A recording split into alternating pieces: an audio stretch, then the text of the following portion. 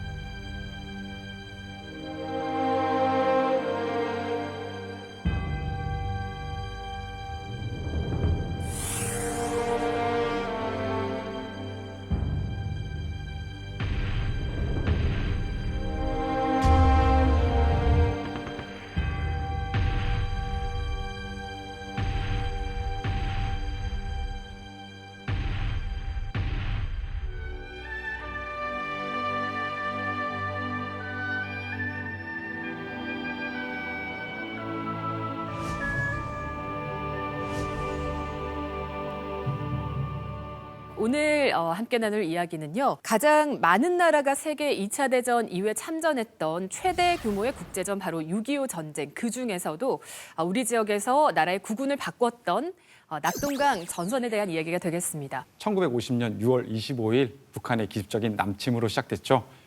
6.25 전쟁하면 가장 떠오르는 거는 뭘까요? 작전 중에? 작전 중에 예. 혹시 인천 상륙작전? 상륙작전 아니겠습니까? 맞습니다. 예. 인천 상륙작전을 다 떠올리실 거예요. 예. 근데 인천 상륙작전은요. 결국에는 이곳 대구 경북 이 낙동강 방어선에서의 전투가 없었으면 없었다고 생각하시면 됩니다. 6.25 전쟁의 전환점은 시작은 낙동강 방어선 전투부터였다라고 생각하시고 오늘 시청하시면 될 것 같아요. 자, 1950년 6월 25일로 그럼 바로 가보겠습니다. 사실 그날은 아주 평범했던 일요일이기도 했는데요.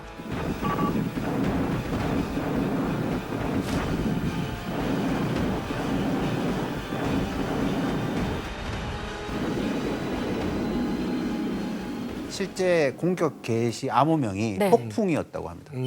정말 폭풍 전야에 새벽부터 폭풍이 몰아친 거예요. 그리고 실제 그렇게 했죠. 3일 만에 서울이 함락당하는 네. 것까지 정확하게 기억을 하잖아요. 이게 충격적이지 않습니까? 3일 만에 다 함락이 당해버렸다는 게. 체급이 좀 달랐다? 이렇게 또 봐야 될까요? 병력상의 차이도 컸잖아요. 초창기 이건 에피소드예요. 전방에서 1950년 6월 25일에 북한이 새벽에 남침하는 것을 전방에 있었던 군인들이 아예 없었던 거 아니까 네. 봤단 말이에요. 네. 군인들 보고 나서 쇠붙이가 굴러 내려오는 거예요. 그 궤도가 달려 있고요. 그래서 야, 저 전차 내려온다라고 상부에 보고를 해요. 근데 나중에 알고 보니까 이거는요 자주포예요. 자주포라는 것은 원래 포가 이렇게 쏘는 걸 포라 그러고요.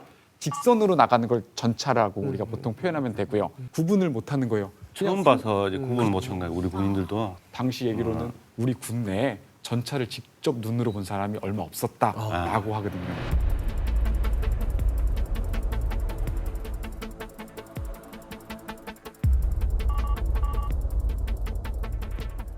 북한은 전차라는 걸 242대 정도 가지고 있었다라고 하고요. 우리는 전차가 0대였어요. 현대전 하면은 전차를 떠올리잖아요. 예. 2차 세계대전 때 전차가 전격전해가지고 독일이 초전에 승리하는 모습들을 봤을 때 우리는 공군기도 한 20여 대의 연락기 정도 가지고 있어요. 근데 거기는 진짜 전투기를 가지고 있어요, 북한은. 어떻게 하나도 없을 수가 있어요? 소련으로부터 전차, 그다음에 전투기, 함정, 전투할 수 있는 많은 장비들을 다 받았던 거죠. 북한은 그렇게 소련으로부터 무기를 지원받고 중국으로부터 또 이렇게 여러 가지 군대를 지원받았잖아요. 예, 그럼 우리 정부도 뭐 미국을 비롯한 나라들도 좀 지원을 해줬으면 좋았을 텐데 맞습니다. 왜 그런 전력 차이가 났을까요? 48년도에 이제 우리가 총선거가 있고 그다음에 이제 정부가 수립되는 이 과정 속에서 미군도 이제 단계적으로 철수를 할 때 이제 우리가 이쪽 한반도에서 또 다른 전쟁이 없도록 이제 중화기는 이제 놓지 않고 소화기나 이런 이제 간단한 이제 무기들만 이제 주고 이제 떠나고 군사 고문단 500명 정도만 남아 있었던 거고 소련은 이제 그렇게 안 하고 속인 거죠 우리를. 그래가지고 북한한테 여기도 그냥 이렇게 떠났어야 되는데 미군처럼 중화기를 다 줘서 전쟁할 수 있는 준비를 시켜버린 거예요. 작전 계획도 제대로 다 짜요. 어떻게 해가지고 공격하겠다. 이제 그런 차이들이 있는 거죠. 그 탱크 한 대와 예. 그 화력이 어느 정도? 그러니까 그 242대 0이라는 게 우리 이제 심리전하고 막 그런 거 심리적 충격 공포 얘기하잖아요.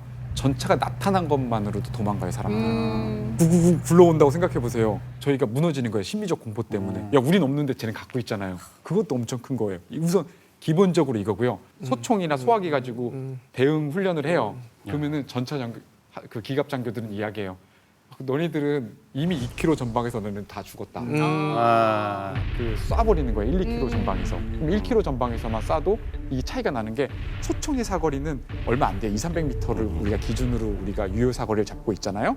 그 전차는 1km 전방에서 포를 쏴가지고 아군의 진지를 그냥 쏴버리는 거예요. 그러면 뭐 일개 뭐 중대 이런 거는 쉽게 전차로 무너뜨리는 거죠. 탱크 앞에서 1, 2km 전방에서 계속 총만 쏘고 있을 수는 없잖아요. 교과서에서 배운 유엔군 있지 않습니까? 예. 유엔군은 언제부터 이제 참전을 하게 됩니까? 사실 이제 안전보장이사회에서 만장일치가 되어야만 이렇게 참전을 할 수 있는데 당시 이제 소련이 우리 입장에서는 참으로 다행으로 그러니까 중국 관련 문제로 불참한 상태였기 때문에 이렇게 파병이 진행이 되었고 이것이 이제 대한민국에게는 천운이 되어서 이제 이 낙동강 방어선을 중심으로 마지막 이 부분을 지킬 수 있었다. 근데 이렇게 유엔군이 또 지원을 합니다만 북한 입장에서는 그 전에 뭔가 이 승산을 봐야 됐기 때문에 그때부터는 속도가 좀 더 빨라졌을 것 같아요.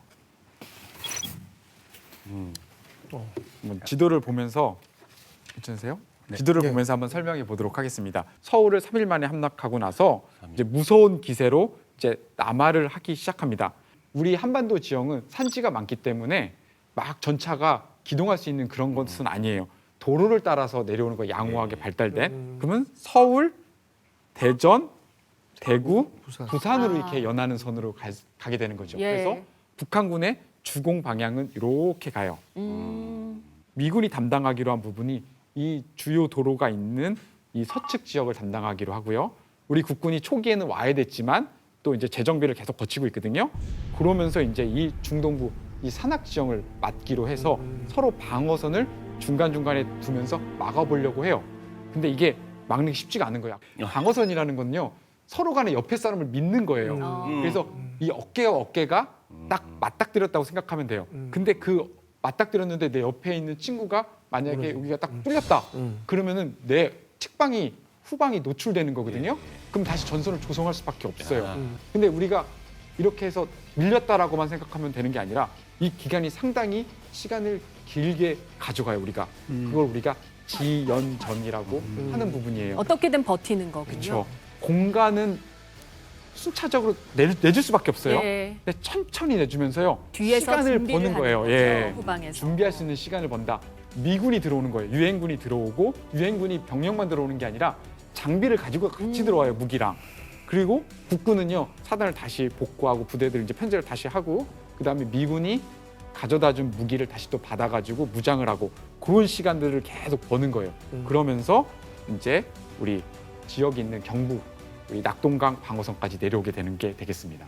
그러니까 7월 그 16일부터 8월 18일 부산으로 임시 수도를 옮길 때까지 그러니까 대구가 사실상의 수도 역할을 하면서 이 시기가 어떻게 보면 이제 마지막 지연할 수 있는 그런 시기였다고 볼 수 있는 거죠. 낙동강 대구가 밀리면 그다음에 부산이고 부산이 밀리면 전부 다 바다에 빠져 죽는 것밖에 없다. 뭐 이런 이야기들이 이제 이때부터 나오기 시작했다고 합니다. 많은 본부들이 지휘부가 와야 되잖아요. 예. 그러면 뭐 신천에서 있습니까? 천막치고 살진 않을 건데. 대구는 이제 큰 도시다 보니까 그 도시가 이제 전쟁을 서포트할 수 있는 부분도 많고 부산에서 큰 항구잖아요. 부산 큰 배가 들어올 수 있고 큰 배에는 이제 많은 병력과 장비가 들어오고 그게 이제 대구까지 올라와서 대구는 이제 큰 도시니까 거기에 주요 건물들이나 이런 것들을 사용해가지고 서울과 같은 기능을 할 수 있는 이제 여기가 이제 군사 도시가 되는 거죠. 우리 학교들이 좀 역할을 했던 것 같아요.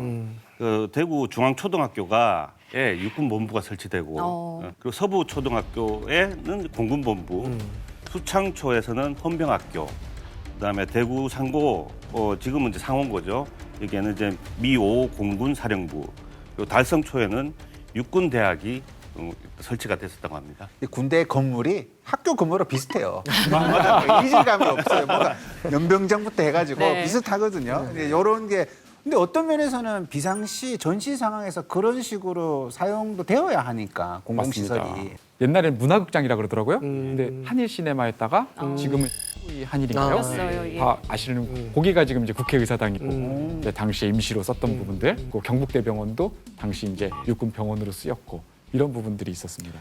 여러 가지 요건들이 있었겠지만 아마도 또 지형적인 요인도 낙동강 방어선이 또 성공할 수 있었던, 지켜질 수 있었던 요인은 아닐까 싶은데요.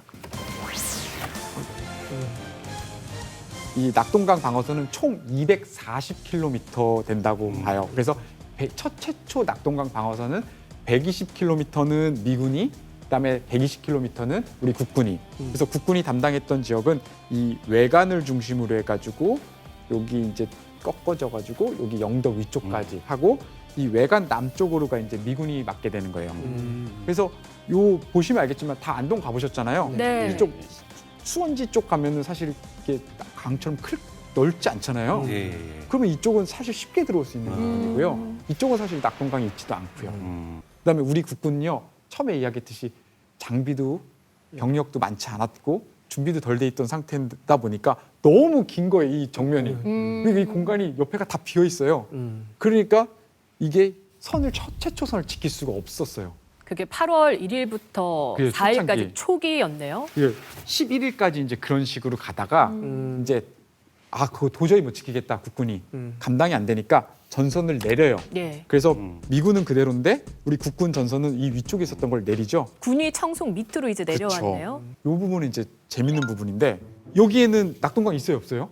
없죠. 한참 내려. 없는 거죠. 예. 그리고 여기는 이제 다 산이에요, 산지. 아, 낙동강 방어선이라는 것 자체가 우리 입장에서는 되게 좋은 표현인데 막상 여기서 우리 국군, 우리 참전 용사님들 전투는 진짜 치열한 산악에서 막 전투하시는 거예요.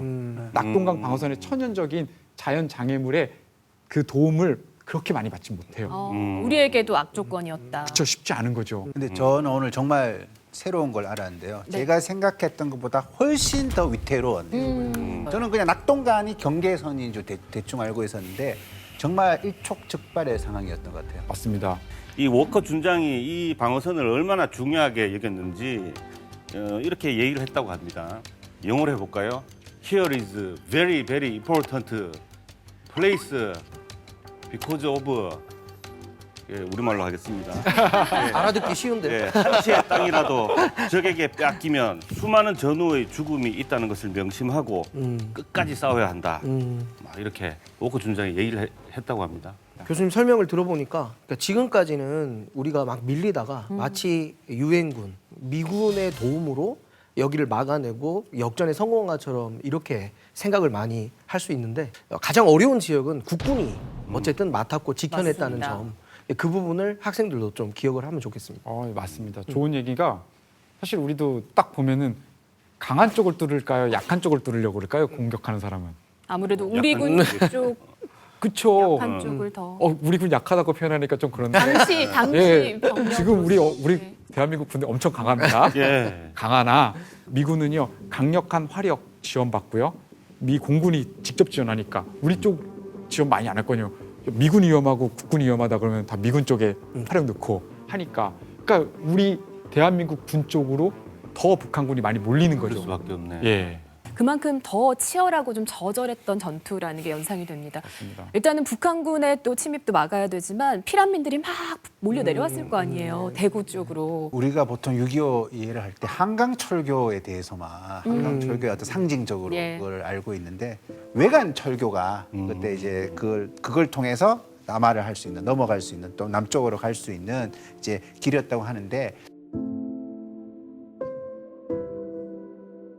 8월 3일 아침이 되면 이 외관철교 주변에 사이렌이 울리고 전단이 뿌려지면서 이 외관철교가 폭파된다는 이제 사실이 알려집니다. 왜냐하면 이제 북한에서 내려오는 군대를 막아야 되니까요. 예.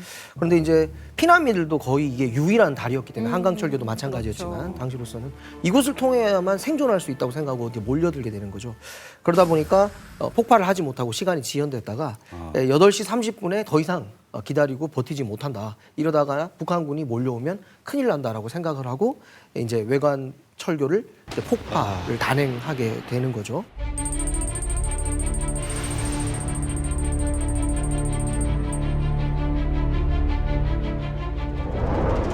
오후 6시까지 지시된 지역에서 퇴거하지 하지 않은 주민을 적으로 간주하여 사살한다. 명령을 내려주십시오. 저놈의 다리를 날려버려. 폭파!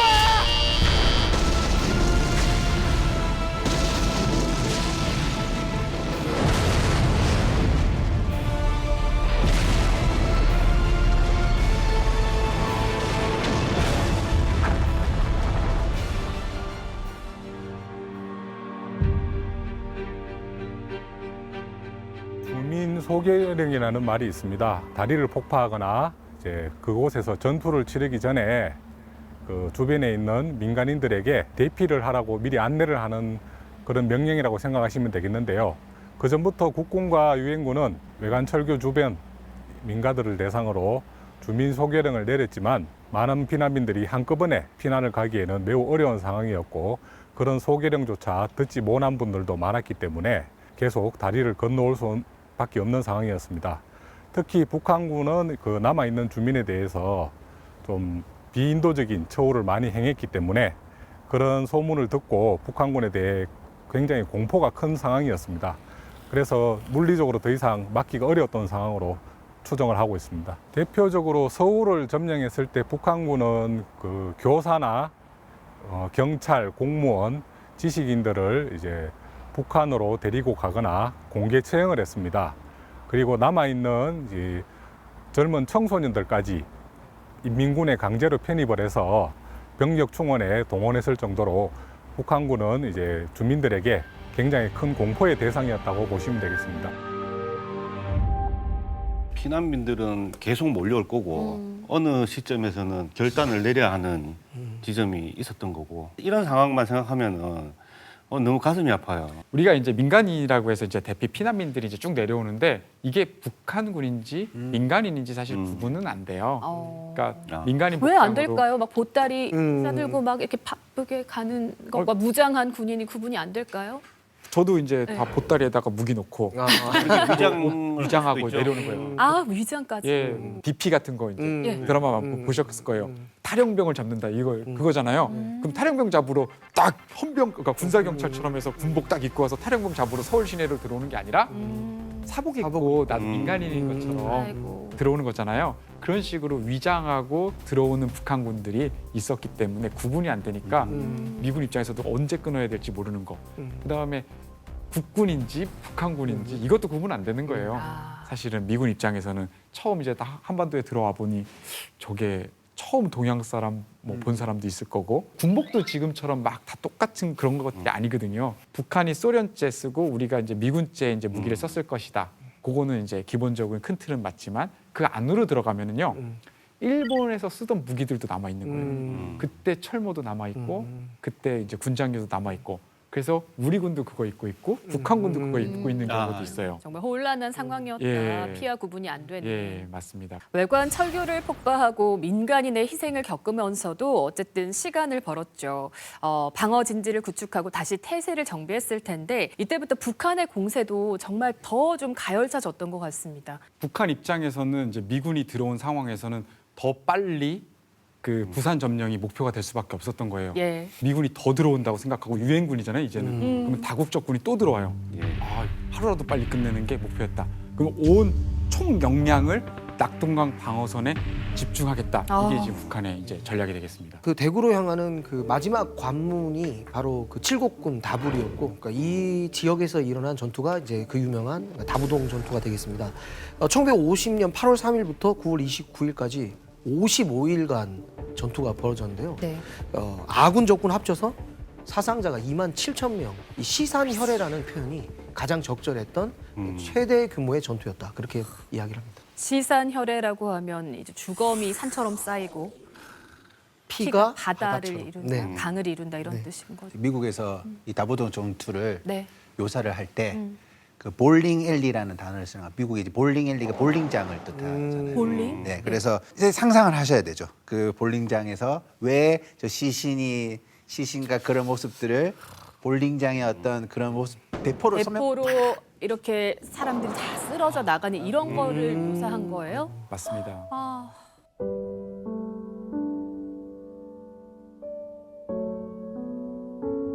만약에 이곳 다부동에서 적들의 공세를 막아내지 못했다면 대구는 물론이고 그 밑에 있는 임시수도 부산까지 적들이 아무런 어려움 없이 바로 진격할 수 있는 상태였기 때문에 이곳 다부동에서 적들의 공세를 막아내는 게 매우 중요했습니다. 총 55일간 펼쳐진 전투에서 적 사상자가 17,500여 명이 넘는다라고 추정을 하고 있고 아군도 10,000명이 넘는 전사자를 기록했지만 그럼에도 불구하고 우리가 이 다부동에서 승리를 거둠으로써 임시수도 부산이나 고향을 잃은 주민들을 다 우리가 보호할 수가 있었다 이렇게 판단을 하고 있습니다.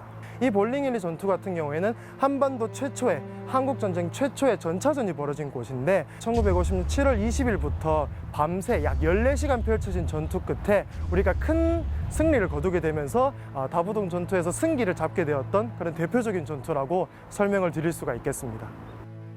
이 다부동 전투 여러 이 전투도요. 그 안에 세부적인 전투가 되게 많아요. 네. 그래서 유악산 전투, 3.28고지 전투, 수암산, 숲대미산 전투 뭐 너무 많거든요. 그 중에 하나가 이제 천평계곡이라는 곳에서 있었던 전투예요. 이쪽에는 이제 유악산이 그 서쪽으로 있고요. 동쪽으로는 이제 가산 쪽이 이제 있게 되고 그 사이가요. 옛날 길로 가보면요. 좁은 계곡인데 그 계곡이 왜 중요하냐? 거기가 도로가 발달돼 있는 거예요. 옛날부터요. 그래서 그 도로로 내려와서 들어가면요. 뒤쪽으로는요. 대구예요. 그래서 그 도로를 막기 위해서 네. 도로가 볼링장 레인이 되는군요. 그렇죠. 그 레인이 되는데 여기가 너무 중요하니까 우리 국군으로만 막기 힘드니까 미 25사단 27년대 그게 이제 우리 1사단 쪽으로 이제 배속이 돼요. 그러니까 지원이 온 거예요. 거기에 이제 1개 전차대도 같이 와요. 그 연대가 보병 연대가. 그래서 그 밑에서 이제 딱 지키고 있고 북한군이 이제 전차랑 자주포랑 이런 것들을 가지고 이제 공격을 내려오니 이쪽에서 이제 우리가 전차로 같이 이제 공격하게 되는데 야간에 이제 같이 빵빵 쏘면 이게 그 불꽃이 막 튀잖아요. 그리고 막 이게 그 탄이 쭉 날아가는 모습이 보이기도 하고. 아, 비유를 그렇게 했지만 그 어둠 속에서 막 사람이 막 죽고 있는 거잖아요. 맞습니다. 누가 누군지 정말 구분도 안 되는 상황에서 어떻게 보면 우리도 이제 전차를 가지고 북한과 대응을 하면서 어쩌면 더 치열해지고 더 희생 규모도 이루 말할 수 없이 커졌을 것 같아요. 전투가 이제 더 본격화되는 거죠. 이제 그 전까지는 우리가 많이 이제 수세에서 밀리다 했던 전투라고 보면은 지금부터는 이제 우리도 대등한 관계에서 이제 전투하고 이게 최초의 한미 연합 전선이 형성됐다, 전투가 됐다라고 표현하는 게 작전이 된 게 요 볼링1리를 우리가 좀 주목해볼 필요가 있어요. 다부동 전투에서 볼링1리가 예, 그 전투가 한미 연합 예. 작전을 수행한 첫 번째 전투다. 그렇죠. 미군이 이제 그 천평계곡 남쪽에 위치하게 되고 양쪽 그 능선 산 쪽에 이제 우리 국군 보병 부대들이 들어가요. 예. 그래서 같이 이제 딱 이게 연결돼 있어야 돼요. 네. 근데 이제 가산 쪽에 이쪽에가 북한군의 갑자기 공격으로 우리가 이렇게 좀 무너져요. 그러니까 미군이 이제 막 우리한테 뭐라 그러는 거예요. 너네가 이렇게 하면 우리 철수할 수밖에 없다. 왜냐면은 우리 국군이 옆쪽에서 무너지게 되면은 자기네 부대의 측방 후방이 뚫려버린. 노출되는 거예요. 예. 그럼 우리도 죽을 수 있는데, 어. 어이, 그럼 우리 갈 거야. 우리 더 이상 못 싸워. 그러니까 이제 그 유명한 이제 백선엽 장군 회고록에 나오는 올라가서 내가 직접 앞에서 썰 테니까 내가 물러나면 날 쏘고 너네가 물러나면 내가 널 쏘겠다. 이제 그 부분이 나오는 전투가 그 장면이 되겠습니다. 그러니까 뭐 다른 말로 하면 어마어마한 사람들이 죽어갔다라는 것이겠죠. 그래서 그거 아세요? 다부동 그 기념관 앞에 가보면 네. 전우여 잘 자라 노래비가 있어요. 그런데 그 전우의 시체를 넘고 넘어 네. 그게 이제 뭐 어떤 전쟁 상황에서 그 단어를 그 문장을 쓸 수 있지만 정말 그곳에 딱 맞는 말인 거죠. 그러니까 걸으려면 시체를 넘고 넘어야지만 걸을 수 있는 거예요. 그냥 넘는 게 아니고 산을 넘듯이 그만큼 많이들 희생됐다. 비극적이었고 네. 또 다른 말로 해보면 절대로 그곳을 뺏겨서는 안 되는 너무너무 중요한 위치였다 그곳이. 그 다부동 산 중에서 제일 그 유명한 산이 전투로 유명한 산이 유악산 아닙니까? 유악산 전투 어땠나요? 그 방어할 때 좋은 거는요. 횡격실 능선이라 그래요. 선이 이렇게 그 세로로 돼 있는 형태의 산에서 방어하면요. 저기 욕을 넘어야 되잖아요. 성처럼. 그러니까 어려운 거예요. 근데 이제 유악산이 거의 마지막이라고 보시면 돼요. 요거 넘으면은 뒤쪽은요. 종격실이에요. 그냥 이렇게 쭉 능선 따라 내려가면은 대구까지 금방 갈 수 있고 우리가 방어선을 만들기 쉽지 않다. 유악산 꼭대기에서 다부동 대구가 내려다 보이듯이 그러면은 여기를 우리가 어떻게 막냐. 요거 때문에 이제 치열한 전투가 있는데 이제 여기가 또 유악산 이제 가보신 분들은 알겠지만 유악산을 기준으로요. 북쪽에서 유악산을 오는 데는요. 이렇게 만만하게 올라가요. 그러면 북한군을 이렇게 따라오려고 네. 쉬운 거예요. 근데 우리 쪽에서 요걸 올라가려면요, 아이고. 남쪽에서 유학산 올라가는 건요, 이제 절벽형이에요. 아이고. 그래서 여기를 이제 그러면 탈환하기 위해서 서로 간에 공방을 하는 거거든요. 그러면 여기 이제 올라가는데 이게 너무 힘들다는 거예요. 근데 고지전 하면 항상 뭐 백마고지나 우리가 이제 강원도 지역 이쪽을 맞아요. 떠올리는데 네. 유학산 정상 839 고지죠. 여기가 9차례나 주인이 바뀌었다고 맞아요. 하는데 전방에 있는 고지만큼은 아니지만 여기서도 얼마나 많은 사람들이 주인이 바뀌는 과정에서 희생되었나 이런 생각을 하면 참으로 치열했다 이런 생각이 듭니다. 그리고 약간 우리가 친대구적인 발언을 하자면 네. 그 전방에 그거는 당시에 이제 휴전선을 앞두고 이제 어떻게 해야지만 더 영토를 더 많이 확보하는 과정에 치열한 그거였다면 이거는 이제 뚫리면 끝나는 절대 물러설 수 없는 곳이죠. 전쟁이 뭐가 더 높고 낮고 이런 건 아니지만 전쟁적 의미로 봤을 때 너무나 중요한 순간에 치열한 전투이지 않았습니까? 양쪽 다 굉장히 격렬하고 어떻게 보면 끔찍한 전투였는데요. 그런데 그렇지만 어쨌든 이 유학산 839 고지 전투나 이 볼링엘리 전투는 결국 국군과 유엔군의 승리로 끝났다는 게 중요한 것 같습니다. 당시에 거기서 싸우던 대대장님이 그런 말을 남겼어요. 야, 지게부대가 전투 반을했다. 요 얘기 고 하시거든요. 지게부대. 예, 지게부대. 이 전투하면 하다 보면은 탄이 떨어지고 배고프잖아요. 네. 그럼 밥도 갖다 줘야 되고 탄도 갖다 줘야 돼요. 근데 그거는 누가 갖다 주냐? 전투원이 그것까지 다 할 수 없잖아요. 그 동네에 있었던 사람들 또는 피난 가다가 도와주게 되는 예. 분들이 이제 지게에다 이제 탄 메고 이렇게 올라오는 거예요. 식량 메고요. 그러면 그게 가파르잖아요. 너무 힘든 거예요. 그래서 이제 그분들 고생한 부분을 또 당시에 이제 우리 국군 대대장이 또 언급을 했습니다. 학교에서 가르치실 때도 이런 지게부대 존재 같은 것도 학생들에게 일러주시나요? 아닙니다. 저도 사실은 이 얘기는 들어본 적이 있지만 이렇게 구체적인 내용이 뭐 교과서에 나오거나 또는 뭐 수업 교재에 나오지 않아서 항상 이 전쟁이라는 게 이렇게 전투 부대원들만 생각하는데 사실은 보급 부대원들이 훨씬 중요하다고 이야기는 하면서도 예. 그 부분은 우리가 잊거나 간과하는 경우가 많은 것 같은데 앞으로 수업에서는 제가 이 지게 부대 이야기를 꼭 해야겠다. 아까 여기 자료에 보니까 에이프레임 암이라고 미군들도 불렀다는데 예. 이런 얘기들도 미군들조차도. 같이 한번 좀 해봐야 됐다는 생각이 듭니다. 328 고지 그 뒤쪽 보면은 지게부대 이제 갔던 길이라 그래서 만들어 놓은 데가 조성된 데가 있어요. 저도 이제 그 길로 올라봤는데 숨은 좀 차더라고요. 그래서 그 당시에는 얼마나 찼겠어요. 이거 메고 올라가셨는데. 네. 하고 뭐 무게로 다 45kg 메고. 정도를 들었다고 하던데. 예. 야, 저는 45kg. 그냥 전투복 입고 네네. 그냥 이제 물 하나 들고 올라갔거든요. 근데 금방 올라갔어요. 근데 숨 찬 거예요. 그래서 야, 당시에는 얼마나 힘들었을까 이분들은. 그리고 제가 5월 달에 올라갔거든요. 작년에는. 지금 이제 8월 달. 와, 저는 그 감당이 안 더위에. 될 것 같아요. 예.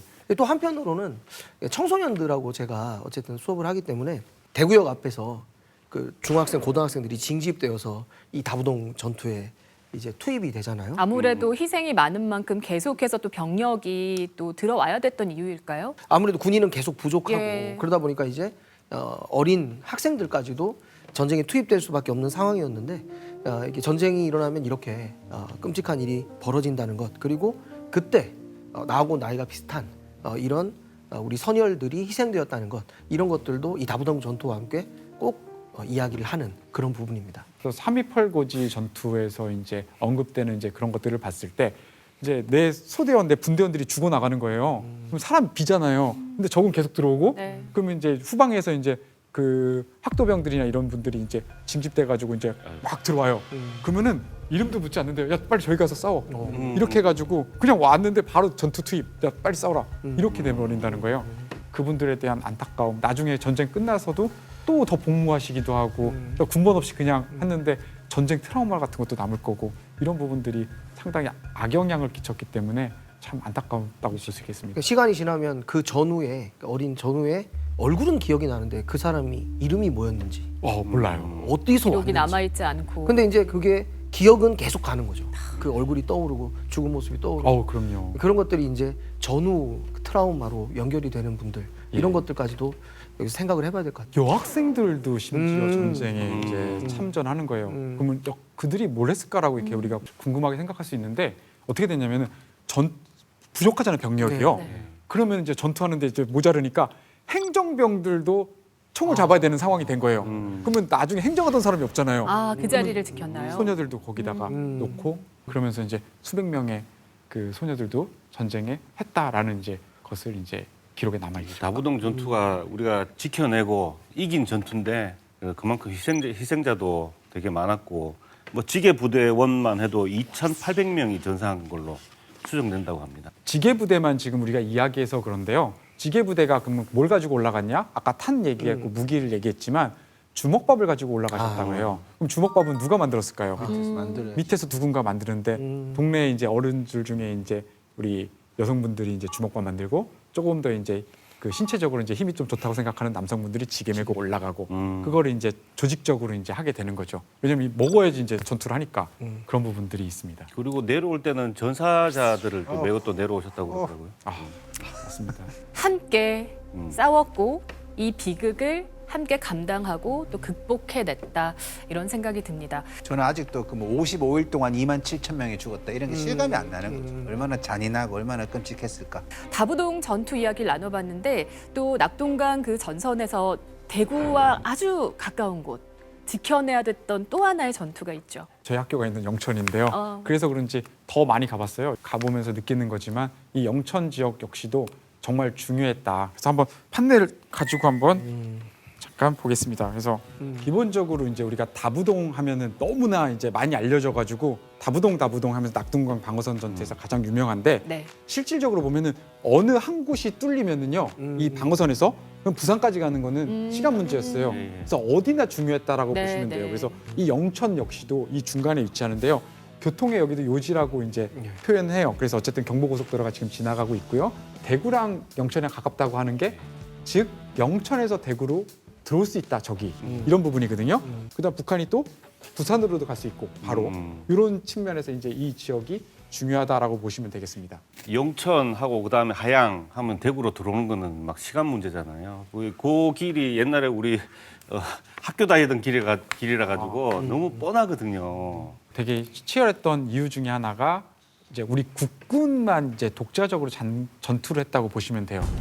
그러니까 다부동 전투는 이제 미군의 지원도 많았고 그다음에 이제 아까 말씀드렸듯이 공군 지원도 있고 등등 했는데 이 지역은 미군 1개 전차소대 그다음에 일부 지원해주는 이제 그 공군 지원 요 정도 빼고는 대부분 다 우리 국군이 직접 작전을 오롯이 했어요. 싸웠어요. 예, 오롯이 싸웠어요. 그래서 그러다 보니까 장비도 열악하고 그다음에 말씀하신 대로 우리가 이제 조금씩 경험은 갖춰가지만 완성된 단계가 아니었다 보니까 뭐 실수도 할 수 있었고 그다음에 또 우리가 좀 보급도 부족하고 이런 상황이다 보니까 북한군이 뭐 공격했을 때 밀리고 막 했었던 거죠. 그래서 시내를 이제 뺏고 뺏기는 그런 전투가 여러 차례 반복됐다라고 보시면 되겠습니다.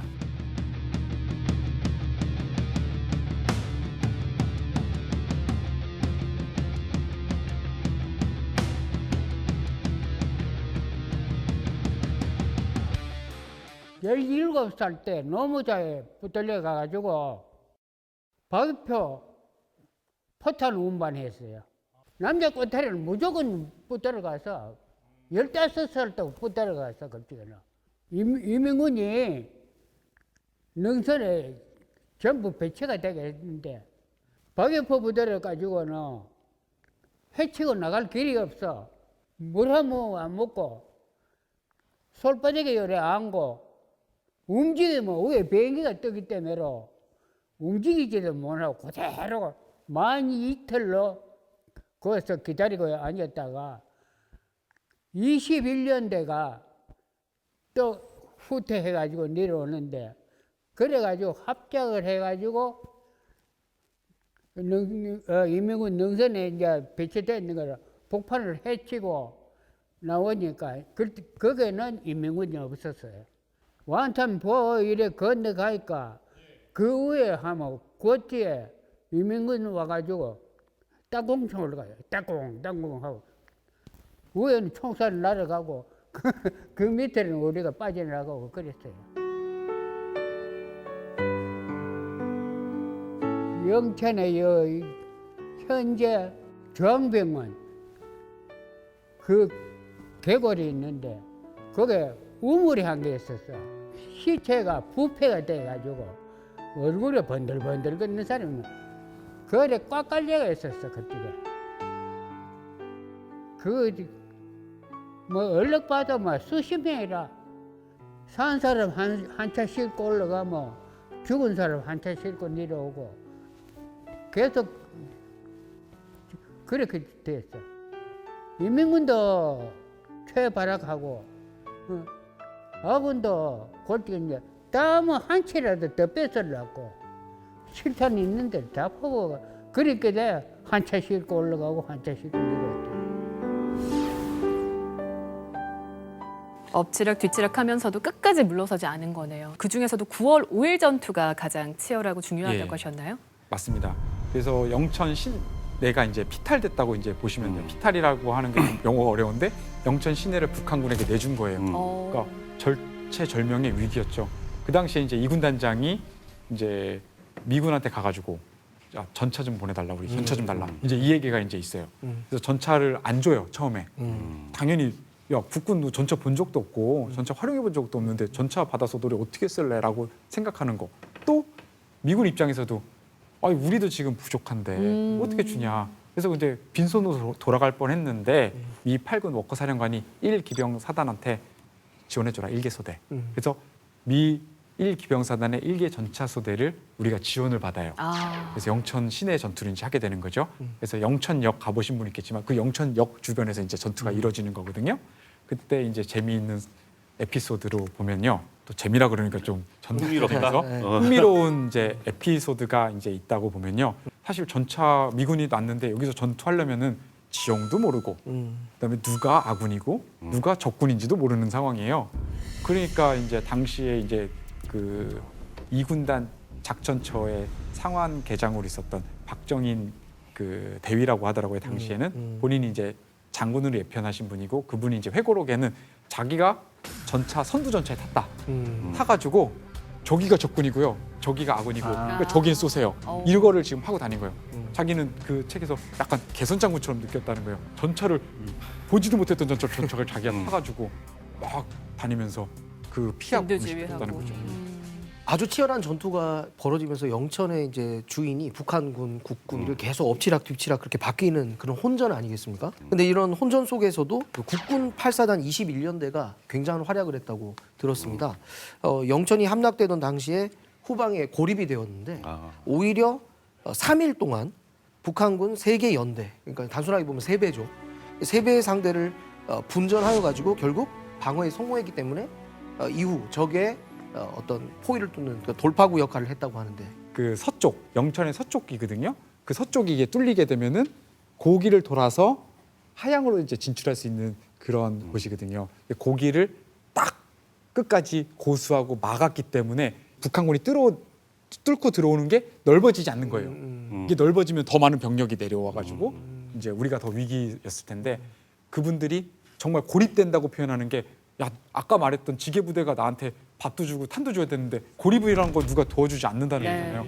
그런 상황 속에서도 끝까지 싸워냈다는 게 전투에서 승리했다는 게 참 중요한 부분이었던 것 같아요. 우리 같은 작가들이 또 관심이 있거든요. 영화로 만들면 참 좋겠다.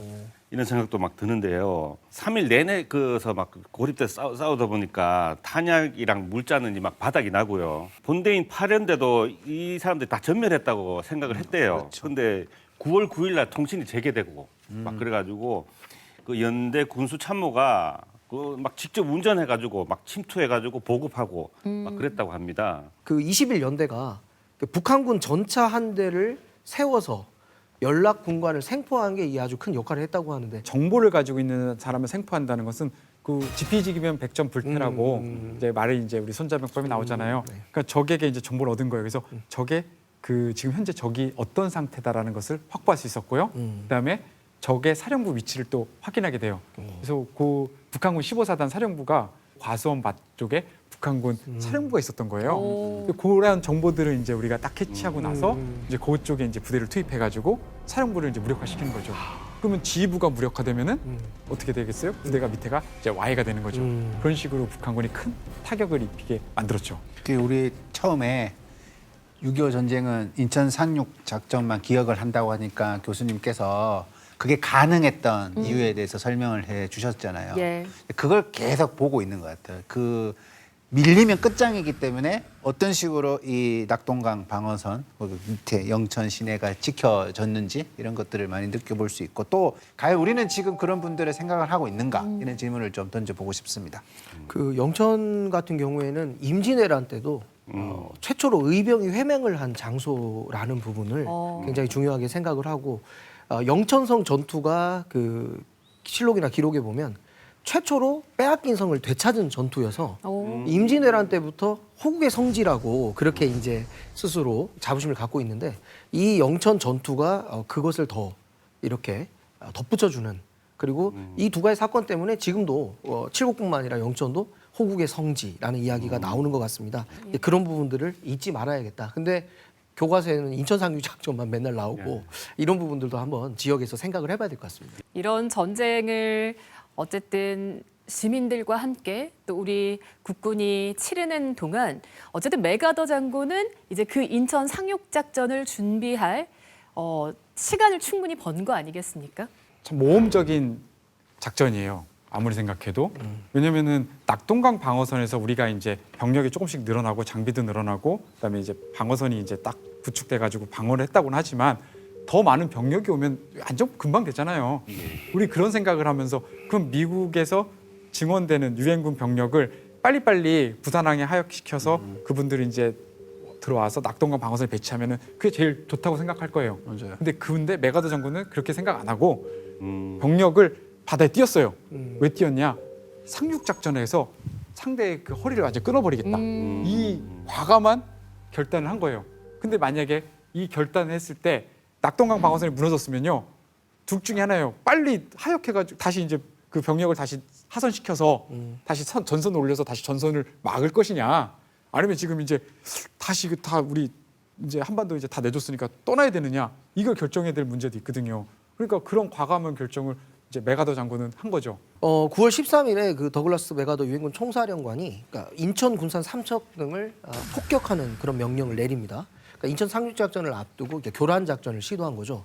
또 낙동강 방어선의 미 윌튼 장군도 총력전의 의지를 드러냈는데 이걸 여기다 묶어두고 인천 상륙 작전을 숨기려고 하는 그런 의도였던 것 같습니다. 그리고 나서 이제 9월 15일 0시 50분에 한미 연합부대가 인천 앞바다의 팔미도 등대를 점령했고 나아가 6시 33분 미 해병대가 첫 상륙을 하면서 6시 55분에 성조기가 월미도에 개항이 되면서 이제 인천 상륙 작전이 이제 성공하게 되었다고 합니다. 해군이나 이런 쪽에서 보면은 말도 안 되는 작전이죠. 그 조수간만의 차도 커가지고 문제고, 그다음에 좁은 섬으로 지나가야 되고, 그러니까 큰 배가 들어가기도 힘들고 하역할 시간도 너무 짧고요. 병력이 하선할 수 있는 시간 자체가 너무 짧은 거예요. 그런데 그런 곳에다가 넣는다라고 하는 거는 사실 작전을 짜는 사람 입장에서는 되게 힘든 거예요. 근데 메가더 장군 입장에서는 되게 전략적으로 좋은 거예요. 인천으로 들어가면 바로 서울로 들어가는 거예요. 대한민국의 심장으로 바로 들어가고 북한군을 완전히 마비를 시켜버릴 수 있는 그러한 측면에서 완전 다른 거죠. 그러다 보니까 적도 북한군도 예상을 하기 그쵸. 어렵겠네요. 그렇게 작전상으로는 사실 말도 안 되는 그쵸. 부분이 있어서. 메가더 장군은 2차 세계대전 이제 태평양 전역에서 엄청난 경험을 쌓아요. 상륙 작전에 있어서는 뭐 엄청나게 많이 할 수밖에 없었던 게 태평양의 모든 도서를 점령하면서 이제 올라왔잖아요. 오키나와까지 쭉 올라오는 거. 그 과정 속에서 많은 걸 했어요. 그러면서 메가더 장군이 해군한테도 해군 내가 너무 믿는다라고 얘기하는 거잖아요. 그러니까 너희가 할 수 있다라고 나는 안다. 그 가지고 그 자신감인 거죠.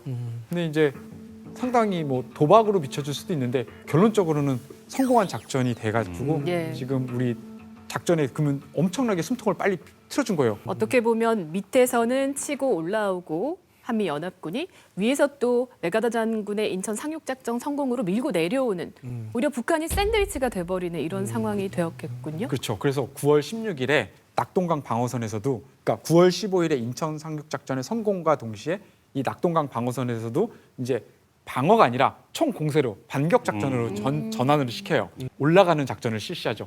뭐 그렇다 그래서 16일부터 우리가 막 파숙 시세로 올라가는 건 아니에요. 그들도 이제 소식이 천천히 전해질 거 아니에요. 그 부분도 있었고 자기들도 어쨌든 살아야 되니까 전투를 하다 보니까 조금씩 올라가는 거예요. 이제 처음에는. 그러다가 이제 확 무너지면서 압록강까지 가니까. 맞아요. 쭉 밀고 올라가게 그렇죠. 되잖아요. 그래서 9월 말 해서 이제 딱 갔을 때는 이제 38도선 이제 구경까지 가게 되잖아요. 근데 최초에 이제 그 유엔군이 들어오고 했을 때 목표가 원상 회복이잖아요. 맞아요. 과거로 다시 이제 그 전쟁 이전으로 돌아가는 거. 딱 거기까지 이제 간 상태에서 이제 또 과감하게 또 우리도 올라가서 그 한반도 전체를 이제 우리 자유민주주의 국가로 다시 만들겠다라고 하는 걸 위해서 10월 1일에 이제 38도선을 이제 강릉 쪽 그 위쪽에 있는 그쪽에서 이제 먼저 돌파하게 되죠. 그래서 그 10월 1일이 국군의 날이 그게서 국군의 날이냐 아니냐 예. 얘기 많이 하고 그러죠. 예, 그것도 하나의 원인이냐 아니냐 이제 이런 얘기가. 오늘 1950년 6월 25일에 시작됐던 그 한국전쟁, 6.25 전쟁에 대해서 이야기를 하고 있는데 사실 가장 최후의 보루였던 우리 지역의 낙동강 방어선이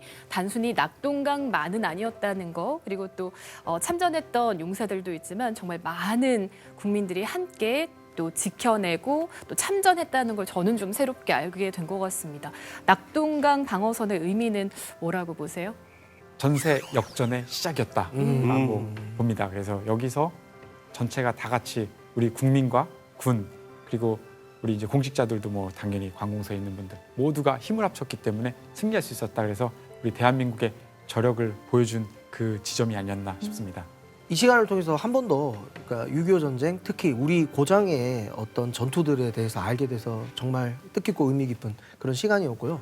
이 방송을 통해 청소년들도 이런 역사에 대해서 좀 잘 알았으면 좋겠다는 생각합니다.